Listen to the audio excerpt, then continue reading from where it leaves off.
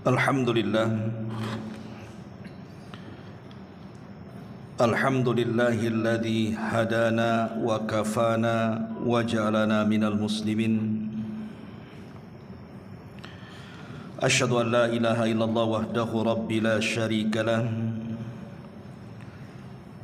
waliyus salihin, wa asyhadu anna Muhammadan abduhu wa rasuluhu alladzi la nabiyya ba'dah, rasulul karim.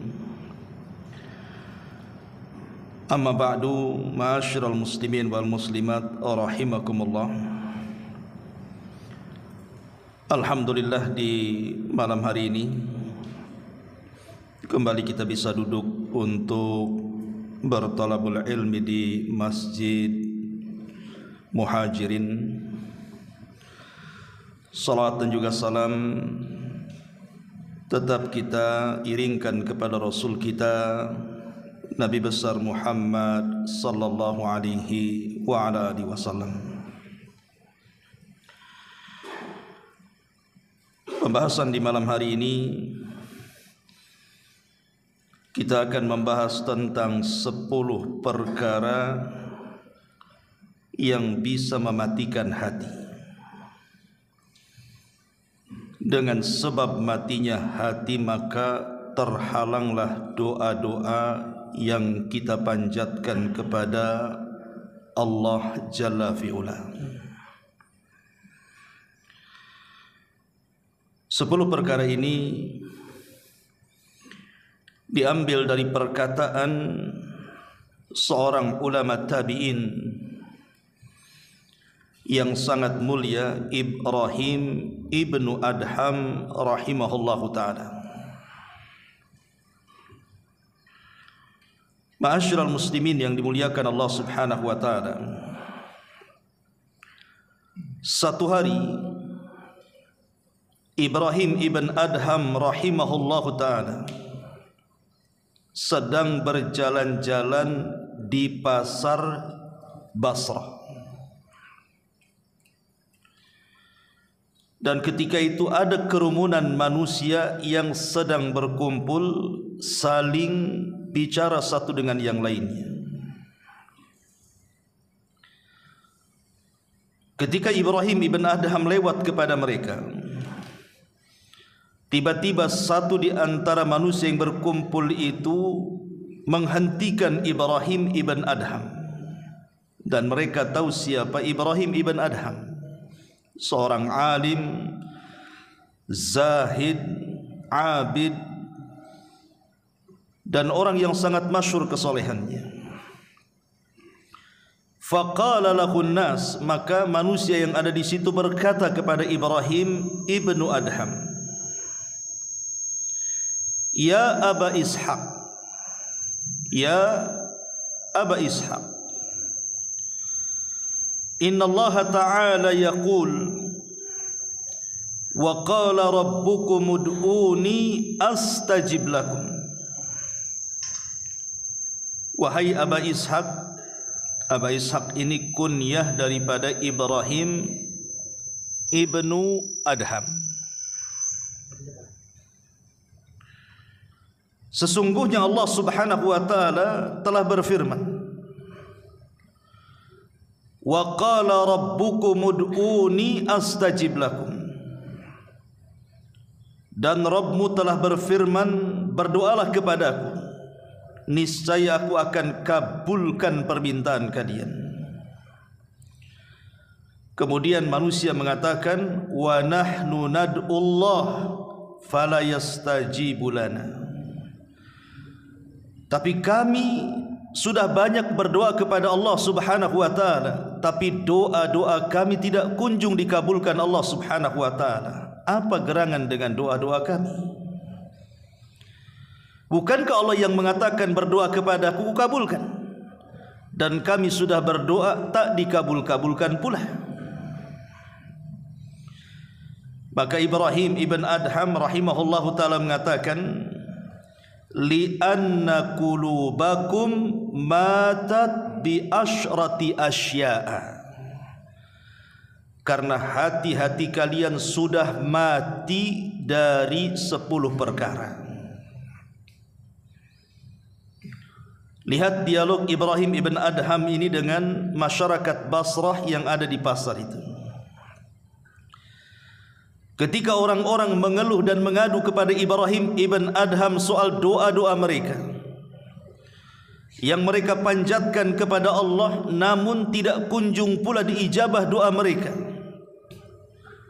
padahal mereka yakin bahwa Al-Quran sudah berfirman, wa qala rabbukum ud'uni astajib lakum. Maka Ibrahim ibn Adham memberikan alasan kenapa doa-doa kalian tidak dikabulkan. Bahkan doa-doa kita juga kenapa tidak dikabulkan? Boleh jadi karena kita mati hatinya.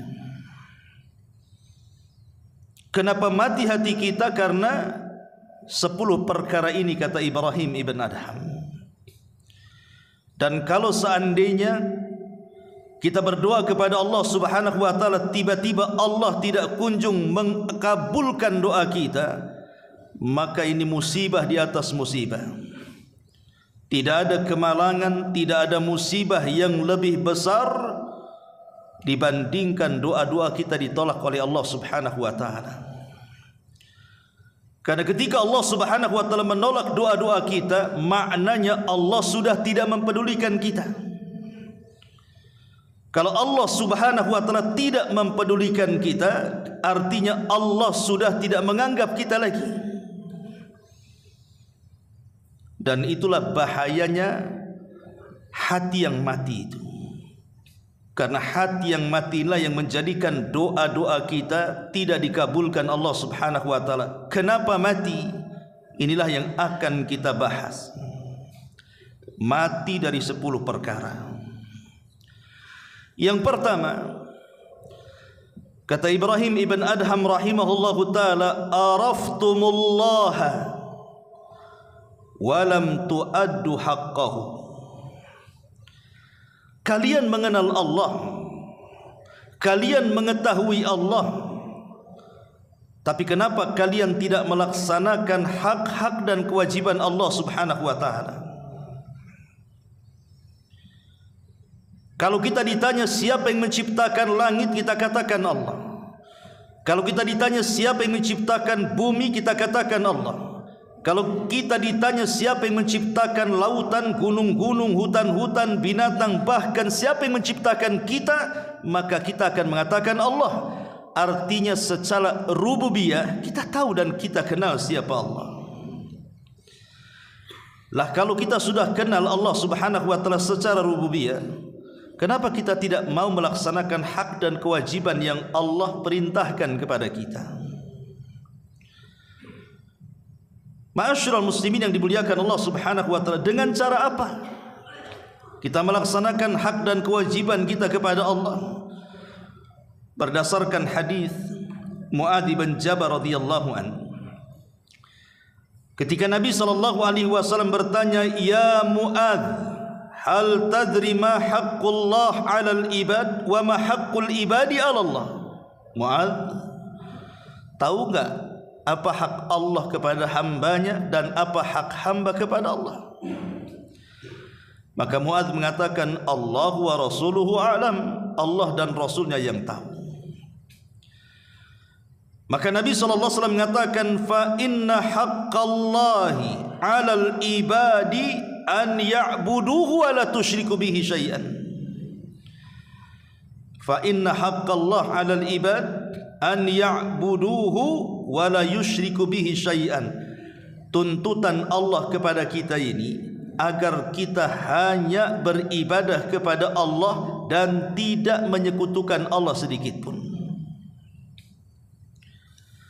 Inilah yang dikatakan oleh Ibrahim ibn Adham di sini. Kita mengenal Allah tapi kita tidak pernah melaksanakan hak dan kewajiban kita kepada Allah. Dalam doa-doa yang kita panjatkan, cerewetnya lah kita meminta, macam-macam kita meminta kepada Allah Subhanahu wa taala. Tetapi hak Allah tidak pernah kita penuhi. Itu sama dengan orang yang tidak bekerja, datang tahu-tahu minta gajinya mana. Anda tidak pernah bekerja kepada saya. Tiba-tiba datang, Ustadz, mana gaji saya bulan ini, katanya. Kira-kira saya kasih gaji enggak? Walillahil mathalul a'la. Ma'asyiral muslimin yang dimuliakan Allah Subhanahu wa taala. Kalau kita ingin dikabulkan doa-doa kita dan hati kita ingin hidup dekati Allah, maka Allah akan dekat dengan kita. Kalau kita tidak pernah dekat dengan Allah, maka Allah akan menjauh dengan kita. Ketika Allah menjauh dengan kita, secara otomatis Allah tidak akan peduli dengan kita dan tidak akan mengabulkan doa-doa kita. Maka imbangi permintaan itu dengan ibadah. Kita sudah salat, kita sudah puasa, kita sudah mengaji, baca Quran, zikir dan begitu seterusnya. Kalau ketika kita minta kepada Allah Subhanahu wa taala, mustahil Allah membiarkan permintaan kita. Karena kita sudah berusaha melaksanakan hak dan kewajiban Allah. Itulah yang menjadikan kenapa doa kita mati. Karena kita mengenal Allah tapi tidak pernah melaksanakan hak dan kewajibannya. Ini yang pertama. Yang kedua, wa qara'tumul Qur'an walam ta'malu bihi. Engkau membaca Al-Quran, kata Ibrahim ibn Adham, tapi engkau tidak mau mengamalkan isi Quran. Itulah yang menjadikan mati hati kalian, dan dengan sebab itulah doa-doa kita tidak dikabulkan. Saya buat analogi seperti ini. Kalau saya punya perusahaan besar, anggaplah saya bosnya. Kemudian saya berniat safar ke luar negeri. Kemudian saya mewakilkan perusahaan kepada Anda. Kemudian saya katakan kepada Anda, peganglah perusahaan saya. Nanti tugas-tugas yang harus kamu kerjakan, nanti saya akan kirim surat dari luar negeri, laksanakan dan jangan selisih. Nanti ku bayar sekian dan sekian. Berangkatlah saya ke luar negeri. Kemudian saya kirim surat. Isi surat itu adalah tugas. Ini yang harus dikerjakan, ini yang harus dilaksanakan, ini yang tidak boleh dikerjakan, ini yang tidak boleh dilaksanakan. Pokoknya isi suratnya perintah dan larangan. Dan surat itu sampai kepada Anda. Masalahnya surat itu diletakkan begitu saja di laci lemari, tidak pernah dilihat, tidak pernah dibaca, tidak pernah dilaksanakan isinya sampai saya datang. Kira-kira marah enggak saya itu? Ya pasti marah kan begitu. Ini perusahaan saya. Kamu melaksanakan tidak sesuai dengan SOP yang saya perintahkan. Bukankah sudah saya perintahkan dalam bentuk surat? Kenapa kau tak baca? Kenapa kau tak ikuti perintah-perintah itu? Kenapa kau letakkan suratku begitu saja? Pasti saya akan marah. Atau boleh jadi dia membacanya, tapi tidak melaksanakan isinya. Lalu apa gunanya kalau begitu? Hanya dibaca dan tidak dilaksanakan. Tentu saya juga marah kan begitu. Ini perusahaan saya, kenapa kau baca saja, kau tidak amalkan perintah saya? Kamu kan wakil saya. Atau boleh jadi betul-betul dia hormati surat saya, dia baca surat saya, dia amalkan semua isi surat saya, maka tentu ketika saya datang saya akan bahagia. Kenapa? Karena wakil saya nurut dengan perintah. Walillah mathalul a'la. Tentu Allah lebih tinggi lagi permisalannya. Yang punya langit bumi ini Allah, dan Allah sudah titipkan bumi ini kepada kita. Dan Allah Subhanahu wa taala sudah kirim risalah surat itu kepada kita berbentuk Al-Quran. Kalau kita tidak pernah menyentuhnya, tidak pernah membacanya, tidak pernah melaksanakan isinya, apa larangannya, apa perintahnya, kira-kira Allah marah atau tidak? Pasti marah. Atau boleh jadi mungkin kita terimalah risalah itu, Kita pegang Quran, kita baca Quran, tapi tidak pernah kita memahami isi Quran, apa perintahnya, apa larangannya. Yang penting baca saja. Kira-kira Allah murka atau tidak? Bisa saja Allah murka. Atau mungkin yang ketiga, kita pegang Qurannya, karena ini risalah dari Allah, kita muliakan Quran itu, kita baca Quran itu, kita pelajari Quran itu, kita berusaha mengamalkan isi dan menjauhi larangan Quran itu. Kira-kira Allah senang tidak? Pasti Allah senang. Itulah yang dikatakan oleh Ibrahim ibn Adham, wa qara'tumul Qur'an wa lam ta'malu bihi. Kalian membaca Quran tapi tidak pernah mengamalkannya. Persis seperti ucapan Nabi SAW di dalam surah Al-Furqan ayat 30, Allah mengatakan, wa qala ar-rasul ya rabbi inna qaumi ittakhidhu hadzal qur'ana mahjura. Berkata Rasul, ya Rabb, sesungguhnya kaumku mereka sudah mengambil Al-Quran ini mahjur. Mahjur itu mulai ditinggalkan sedikit demi sedikit. Ada yang mengatakan mahjur di sini artinya orang sudah tidak mau mendengarkan Al-Quran apalagi membacanya. Ada juga yang mengatakan maksudnya dia tidak mau memahami dan mengamalkan isinya. Ada juga yang mengatakan tidak mau mengambil hukum daripada Al-Quran dan memilih hukum-hukum di luar daripada Quran. Ada juga yang mengatakan dia memilih mendengar yang lain dibandingkan mendengar Quran. Atau boleh jadi ada yang mengatakan ulama tafsir tidak mau mengambil Al-Quran sebagai obat baik rohani ataupun jasmani. Dan itu yang terjadi hari ini. Kita membaca Quran itu kadang-kadang setahun sekali nunggu Ramadan. Gimana tidak mati hati kita? Sama dengan ibadah. Ibadah setahun 2 kali saja. Idul Fitri, Idul Adha. Gimana tak mati hati kita? Coba. Itulah sebabnya doa-doa kita, kata Ibrahim ibn Adham, ditolak oleh Allah. Karena yang menyebabkan mati hati kita, kita jauh dari Allah dan jauh daripada kitab Allah Al-Quran. Ma'asyiral muslimin wal muslimat rahimakumullah. Disebutkan dalam hadis Samurah ibn Jundub radhiyallahu anhu,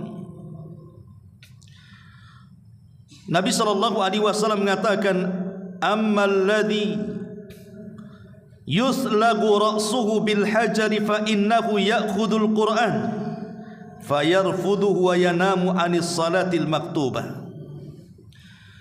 Ketika Rasul diperlihatkan sebuah azab dari azab-azab kubur, ada seseorang yang diterlentangkan, kemudian di sampingnya malaikat memegang batu, kemudian dihantamkan batu itu di kepalanya sampai pecah kepalanya.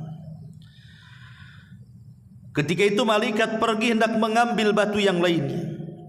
Ketika sudah dapat batu kembali, rupanya kepalanya sudah kembali lagi. Kemudian dibenturkan lagi dan begitu seterusnya. Kemudian Rasul bertanya kepada malaikat yang membawa dia, ma hadhan? Kenapa orang ini siksanya begitu dahsyatnya? Apa dosanya? Maka malaikat ini mengatakan, fa innahu ya'khudul Qur'an fayarfuduhu. Dia mengambil Al-Quran tapi justru menginjak-injak isi Quran. Dia baca aqimus shalah, tegakkan salat, dia pula orang yang paling meninggalkan salat. Dia baca kutiba alaikumus siyam kama kutiba alal ladzina min qablikum, tentang perintah puasa, dia pula orang yang paling meninggalkan puasa, dan begitu seterusnya. Ini yang kedua. Yang ketiga, kata Ibrahim ibn Adham, wa za'amtum annakum ummata nabiyyikum wa taraktum sunnatahu. Engkau menyangka engkau ini bagian daripada umat Nabi kalian Muhammad sallallahu alaihi wasallam, tapi kenyataannya kalian meninggalkan sunnahnya. Orang Islam ini Kalau ditanya siapa nabinya, pasti lantang dia mengatakan Muhammad nabiku. Karena ucapan raditu billahi rabba wa bil islami dina wa bi Muhammad nabiyya wa rasula itu sudah diajarkan di anak-anak TK. Jadi kalau dikatakan nabimu Yesus, nabimu Isa, enggak terima. Itu nabinya orang Nasrani gitu ya. Nabi kita Muhammad. Kita mengaku sebagai umat Muhammad. Tetapi banyak orang yang mengaku umat Muhammad sallallahu alaihi wasallam tapi tidak pernah kenal sunnahnya. Yang lebih parah lagi, dia campakkan sunnahnya. Yang lebih parah lagi, dia ingkari pula tu sunnahnya. Sampai ada kelompok yang disebut dengan ingkarus sunnah, tidak mau menerima sunnah. Mereka mengatakan Nabi itu sama dengan kita manusia. Ucapannya bisa salah, bisa benar. Yang benar itu hanya Quran, yang otentik itu hanya Quran, yang tidak ada salahnya pasti benar itu Quran, kata. Buktinya ada hadis yang maudhu, ada hadis yang lemah, ada hadis yang masih diteliti. Ya, karena itu ucapan Muhammad. Dengan logika-logikanya, dengan falsafat-falsafatnya, ujung-ujungnya dia mengatakan tak perlu mengambil sunnah, cukup Quran saja. Kita katakan betul, Nabi itu manusia sama dengan kita. Siapa yang mengingkari Nabi manusia? Tidak ada. Nabi itu manusia. Dia bukan malaikat, bukan jin, bukan setan. Dia manusia. Secara unsur biologis dia sama dengan kita. Dia ada dagingnya, dia ada tulangnya, dia ada darahnya, dia ada uratnya. Dia bisa sedih, dia bisa menangis, dia bisa bahagia, dia sama dengan kita. Tetapi yang harus dipahami, walaupun Rasul itu manusia, tetapi al-bashar la kal-bashar. Dia manusia tapi bukan seperti manusia yang lainnya. Betul dia manusia, tapi berbeda dibandingkan manusia-manusia yang lainnya. Karena Allah sudah memilih dia. Dan kenapa Allah tidak memilih kita? Karena dia beda dari kita. Makanya Allah pilih dia. Bahkan Allah jadikan model dalam Al-Quran. Laqad kana lakum fi rasulillahi uswatun hasanah. Sungguh telah ada pada jati diri Nabi suri teladan yang indah. Allah jadikan dia model bagi seluruh umat manusia dengan keluhuran akhlaknya, sehingga Allah mengatakan wa innaka la'ala khuluqin azim, engkau di atas akhlak yang paling baik wahai Muhammad. Jadi dia memang bashar, tetapi la kal bashar, berbeda dengan bashar yang lainnya, berbeda dengan manusia yang lainnya. Allah jadikan dia orang pilihan. Dia memiliki keutamaan dan nilai kualitas yang tidak dimiliki manusia yang lainnya. Dan ucapannya adalah wahyu, wa ma yantiqu anil hawa in huwa illa wahyun yuha. Muhammad itu tidak pernah mengucap dengan hawa nafsunya. Yang diucapkan itu wahyu yang diwahyukan kepadanya. Dan Rasul mengatakan inni utitul kitaba wa mislahu ma'a. Aku diberikan Al-Quran dan yang semisalnya, maksudnya sunnah. Jadi Quran dan sunnah itu bagian dari kalam Allah. Cuman yang membedakan, kalau Quran itu lafaz dan maknanya dari Allah, kalau sunnah itu makna dari Allah dan lafaznya dari Nabi sallallahu alaihi wasallam. Itu saja yang membedakan, dua-duanya datang dari Allah. Ma'asyiral muslimin yang dimuliakan Allah azza wa jalla. Jadi kalau mengaku umat Rasul, bukan hanya pegang Quran, pegang juga sunnahnya. Pegang juga sunnahnya, jangan diingkari sunnah itu. Ketika seseorang mengingkari sunnah, maka selamanya dia tidak mungkin melaksanakan Quran.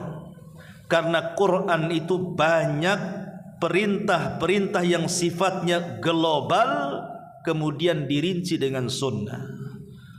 Allah mengatakan aqimus shalah, laksanakan salat. Cemana takbiratul ihramnya? Apa bacaan berdirinya? Macam mana pula rukunya? Itu Quran tidak menjelaskan. Sunnah datang menjelaskan, mulai takbir sampai salam. Al-Quran yang menjelaskan wa atuz zakah, laksanakan zakat. Tapi yang menentukan haulnya, nisabnya, kambing sekian, emas sekian, pertanian sekian, ada di Quran? Tidak ada. Maka orang yang mengingkari sunnah selamanya tidak mampu akan melaksanakan Quran itu. Maka kalau kita mengaku umat Rasul, ikuti sunnahnya, baik sunnah ucapan, perbuatan ataupun penetapan Nabi SAW. Karena kalau kita meninggalkan sunnah dalam kehidupan kita, dipastikan mati hatinya dan dipastikan terhalang doa-doanya. Yang ketiga, yang keempat, kata Ibrahim ibn Adham rahimahullahu ta'ala, wa qultum inna syaitana lakum aduun wa wafaqtumuhu, katanya. Kalian selalu sesumbar setan itu musuh kalian, tapi banyak amalan-amalan setan yang kalian cocoki. Kita teriak-teriak setan itu aduwwum mubin, musuh kita yang nyata, musuh kita bersama. Tapi kenyataannya apa yang terjadi? Banyak amalan-amalan setan itu justru kita lakukan. Seperti apa? Sombong. Itu amalan setan. Setan yang mengatakan ana khairum minhu khalaqtani min nari wa khalaqtahu min tin. Ketika Allah mengatakan dan saya wala amurannahum fala yughayyiranna khalqallah, setan mengatakan aku akan perintahkan mereka sampai mereka merubah-rubah ciptaan Allah. Lihat orang-orang yang KTP mereka Islam, tapi badan mereka penuh dengan tato. Wanita-wanita Islam masih banyak yang mencukur-cukur bulu halis.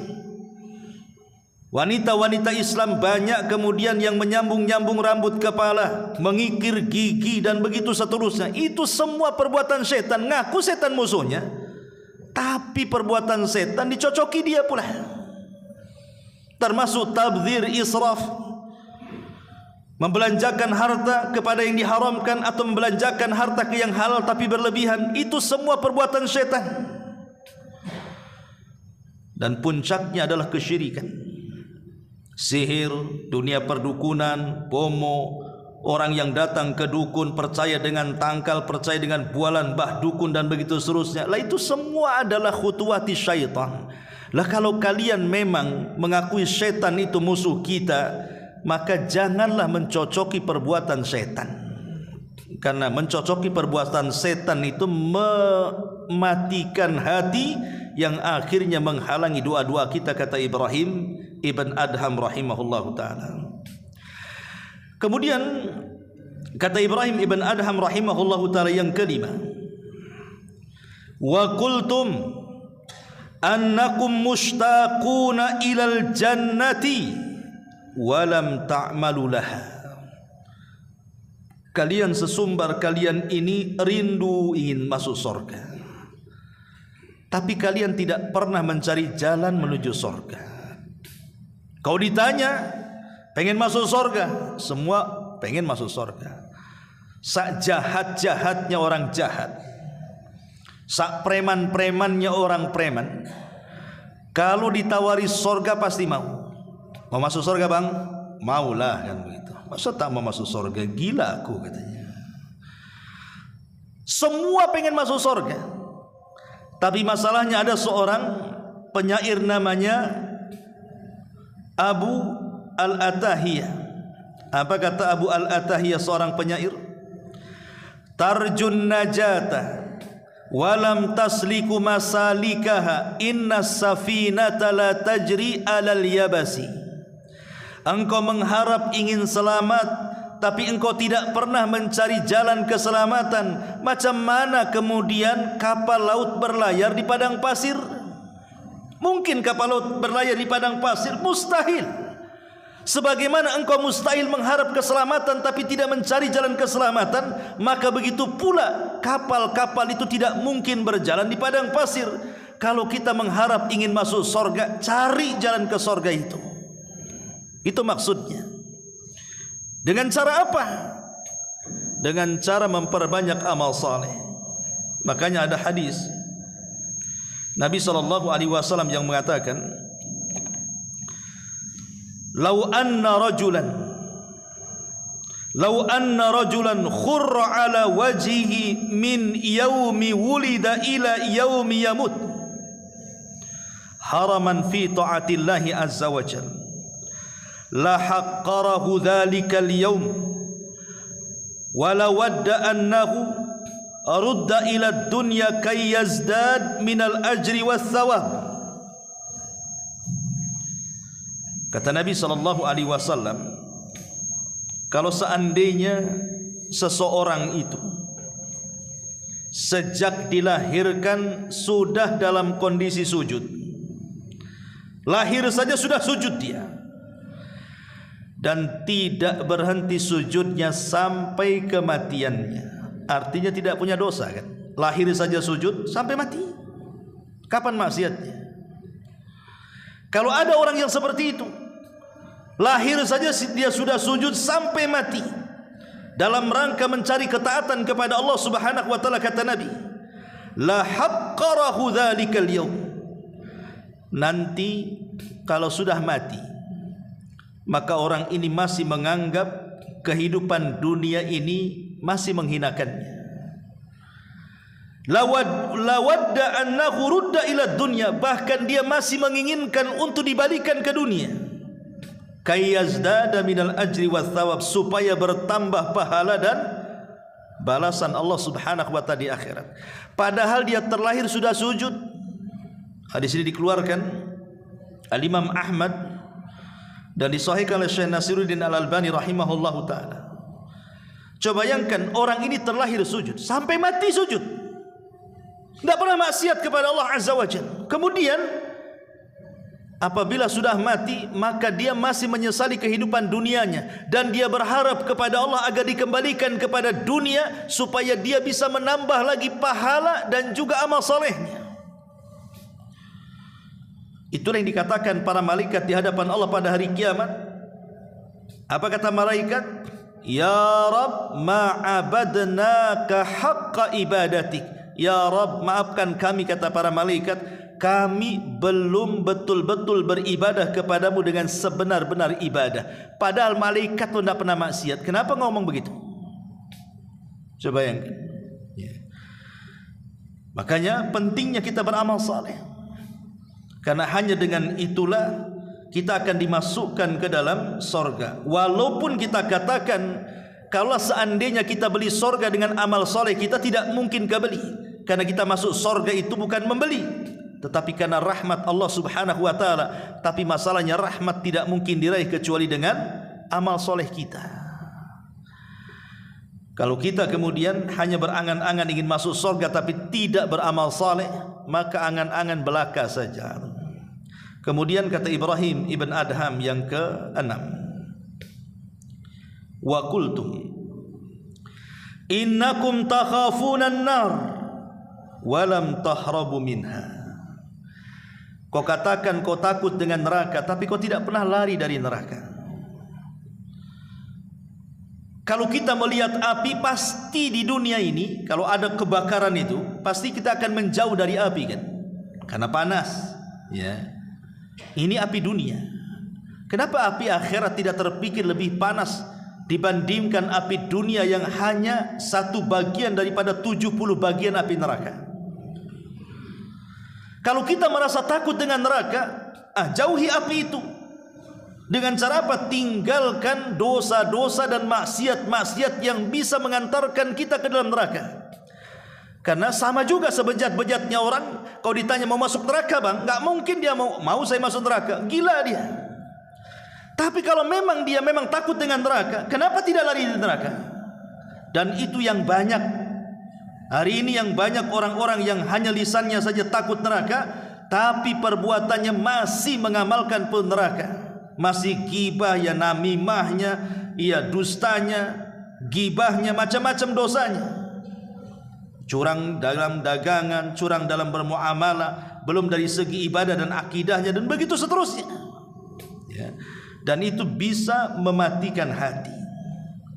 Dan kalau sudah mati hatinya, jauhlah doa-doa kita dari ijabah Allah Azza wa Jalla. Kemudian kata Ibrahim ibn Adham rahimahullahu ta'ala yang ke-7, wa qultum innal mauta haqqun walam tasta'iddu lahu. Kalian katakan mati itu sebuah kebenaran, tapi kalian tidak mau mempersiapkan akan kematian itu.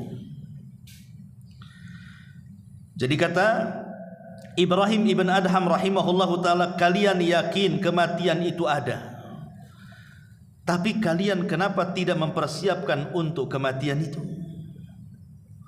Begini ikhwatu fiddin, muliakan Allah subhanahu wa ta'ala. Hidup di dunia ini, sebagaimana nasihat Rasul kepada Ibnu Umar, kun fid dunya ka'annaka gharib aw abirus sabil. Jadilah di dunia wahai Ibnu Umar seperti orang asing ataupun seperti pelintas jalan ketika safar. Kalaupun istirahat sebentar, pasti akan melanjutkan perjalanannya. Itulah dunia. Dunia ini sementara. Dia bukan tempat tujuan dan persinggahan utama. Persinggahan utama nanti di akhirat. Dunia ini hanya lintasan saja.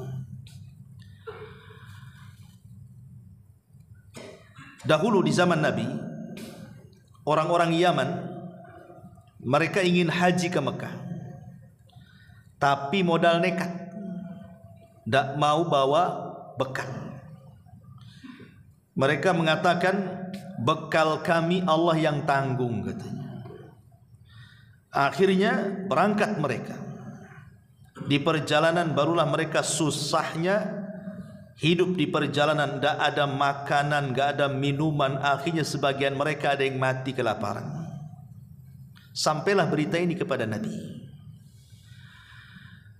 Maka ketika sampai berita ini kepada Nabi, turun ayat, wa tazawwadu fa inna khaira zadit taqwa. Berbekalah kalian. Penting bekal itu. Ya betul, sebaik-baik bekal takwa. Tapi bekal juga perlu. Jadi Nabi SAW kemudian turun ayat ini. Nggak boleh safar seperti itu. Safar tanpa bekal itu loh, nggak boleh. Itu nekat namanya.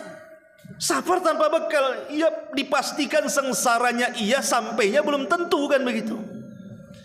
Jalannya lelah, letih, tujuannya tidak sampai-sampai. Lah itulah hidup di dunia, ikhwatu fiddin. Kalau ketika kita safar ke akhirat ini tidak membawa bekal sama sekali, antum ini nekat namanya. Antum tak pernah sholat, tiba-tiba mati, nekat nggak tuh? Nekat antum itu. Kenapa? Karena tidak ada bekal, kan? Orang nggak sholat pengen mati apa nggak nekat? Dia nekat, pasti itu jelas nerakanya. Ke surganya tidak pernah sampai, nerakanya udah sangkut betulan di situ tuh. Jadi kalau orang tidak membekali dirinya dengan amal soleh di dunia ini, maka selama safar ke surga itu, maka tidak akan sampai-sampai, nyangkut-nyangkut di tengah jalan itu. Itulah nasihat Rasul kepada Ibnu Umar. Jadikan dunia ini seperti orang safar. Namanya orang safar itu harus bawa bekal. Lah bekal itu, itulah amal saleh, dan sebaik-baiknya adalah takwa yang dalam hati. Ma'asyiral muslimin yang dimuliakan Allah Azza wa Jalla. Makanya kenapa Rasul seorang penyair mengatakan, tazawwad minat taqwa fa innaka la tadri idza janna lailun hal ta'isu ilal fajri. Wa kam min sahihin mata min ghairi illatin. Wa kam min alilin asyahinan minad dahri. Fa min fata amsa wa asbaha dhahika wa qad nusijat akfanuhu wa huwa la yadri.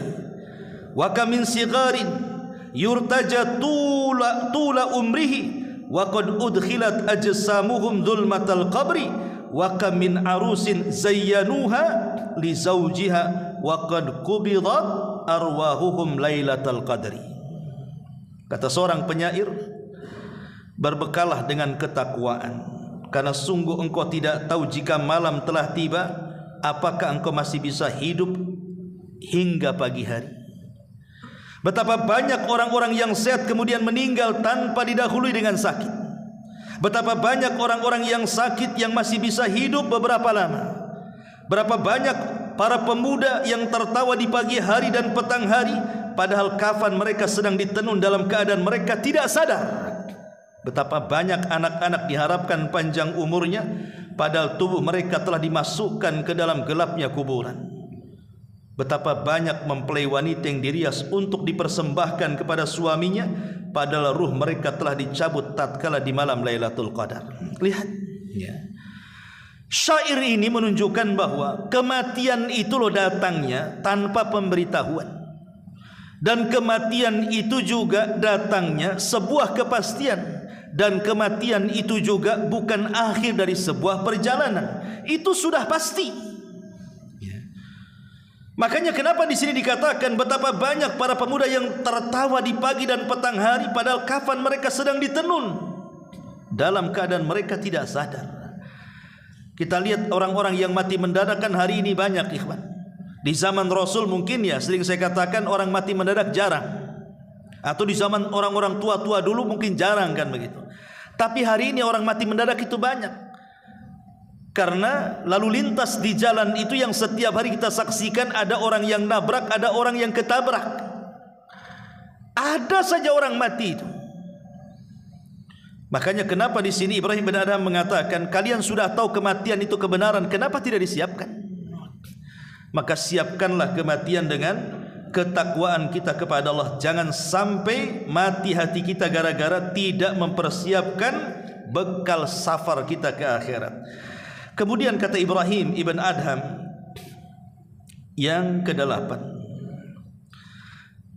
washtaghaltum bi uyubin nas wa taraktum uyubakum. Kalian sibuk mengurus aib-aib orang, tapi kalian tidak pernah sibuk melihat aib sendiri. Abu Hurairah radhiyallahu anhu, beliau mengatakan, yubsiru ahadukum al-qudhata fi a'yuni akhi wa yunsil al-jadla fi aini nafsihi. Salah seorang dari kalian dapat melihat kotoran kecil di mata saudaranya, tetapi dia lupa akan kayu besar yang ada di hadapannya. Terkadang aib sekecil apapun pada orang lain bisa kita tahu, tapi aib diri sendiri terkadang tidak sadar kalau aib dia jauh lebih memalukan dibandingkan aib orang. Dari sini Nabi SAW mengatakan, man istama'a ila hadithi qaumin wa hum lahu karihun aw yafirruna minhu subba fi udhunihi al-anuk yaumal qiyamah. Barang siapa yang suka nguping-nguping omongan orang sedangkan mereka tidak suka didengar, maka telinganya kelak pada hari kiamat akan dicucuri dengan cairan tembaga yang sangat panas. Orang suka nguping-nguping, ya. Jadi insya Allah lah kalau laki-laki sih malas lah pengen tahu tuh. Kalau laki-laki pengen tahu itu berarti dia perempuan tuh yang gitu tuh. Ingat ya, kalau antum pengen tahu urusan orang, antum itu perempuan bukan laki-laki. Kan laki-laki tidak suka seperti itu.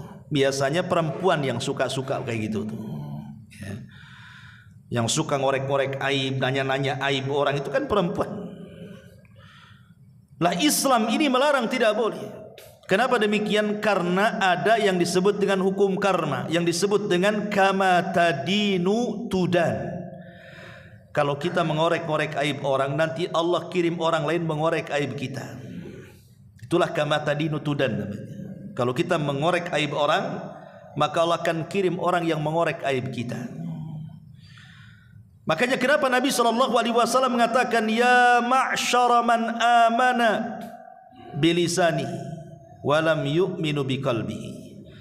Wahai orang-orang yang beriman hanya sekedar di lisan dan tidak sampai kepada hatinya, kata Rasul, jangan menyingkap aib saudara kalian.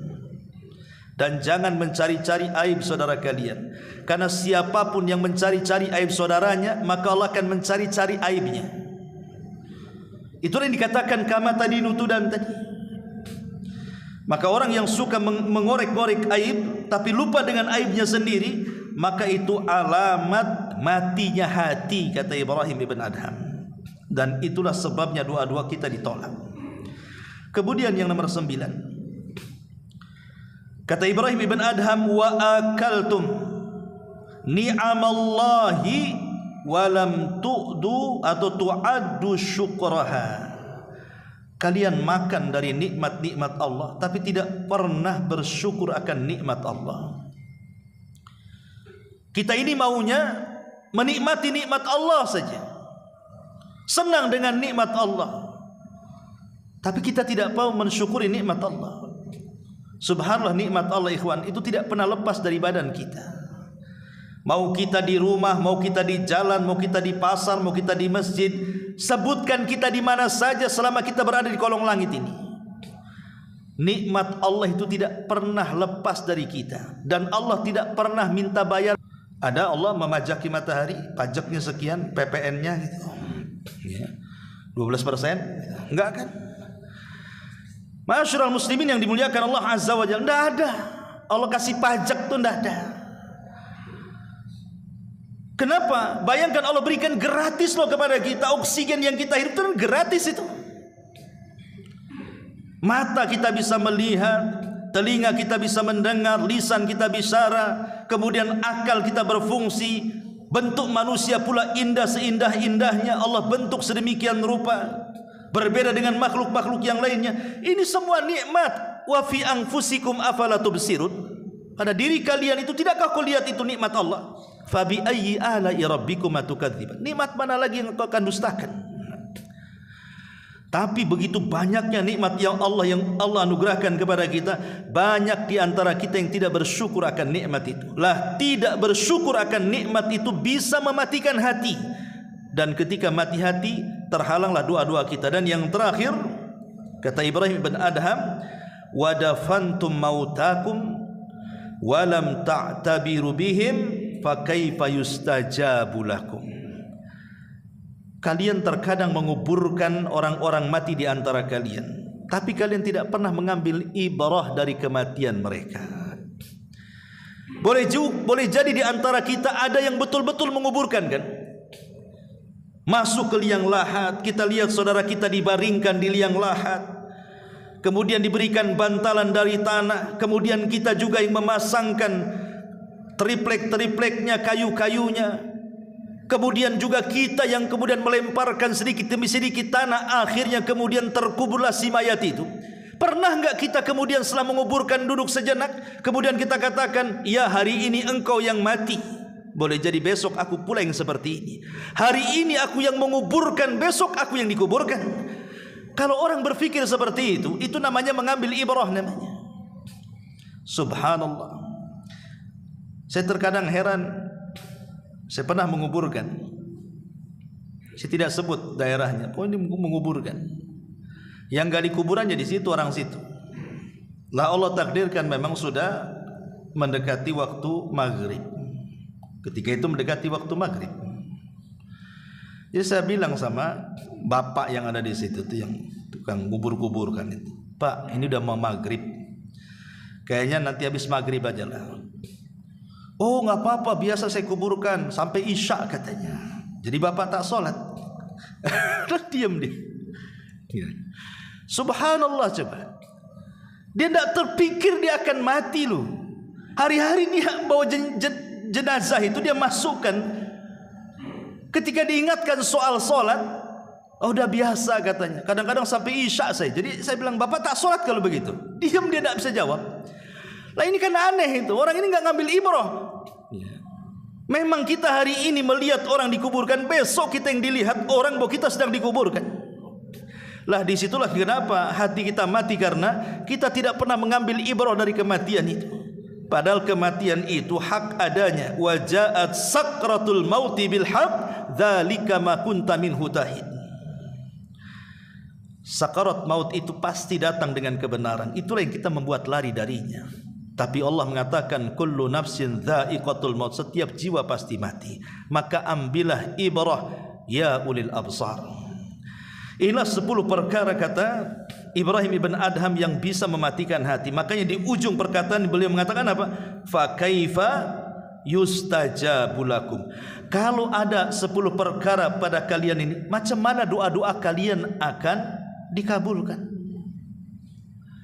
Lalu apa solusinya?